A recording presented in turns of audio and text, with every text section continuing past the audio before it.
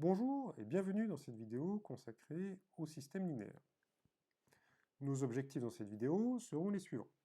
Nous allons apprendre à écrire une équation matricielle équivalente à un système linéaire. Nous allons ensuite apprendre à représenter un système linéaire par une matrice augmentée.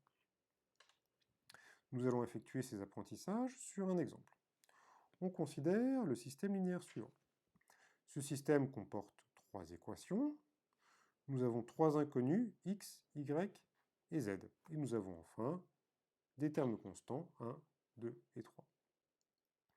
Pour représenter ce système sous forme d'une équation matricielle, nous allons construire trois objets, une matrice et deux vecteurs.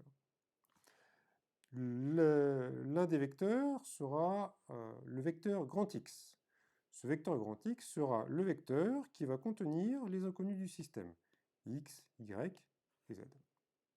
Le second vecteur sera le vecteur grand B, qui va contenir, lui, les termes constants du système, donc 1, 2 et 3.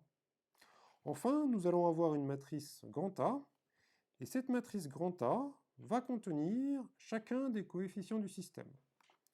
Nous avons sur la première ligne de la matrice grand A les coefficients de la première ligne de la première équation du système. Sur la seconde ligne de la matrice grand A, nous avons les coefficients de la deuxième équation du système. Attention, ici, le x apparaît sans coefficient, donc cela veut dire tout simplement qu'il y a un 1 qui apparaît devant le x lorsqu'on représente le système sous forme matricielle.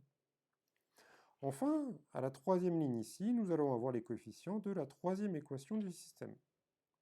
Notons ici que x n'apparaît pas.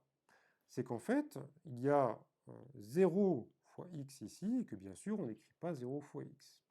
Mais cependant, quand on représente le système sous forme matricielle, il faut bien faire apparaître un 0 là où x aurait dû apparaître ici. Donc pour finir, le système S est donc équivalent à l'équation matricielle A fois x égale grand B.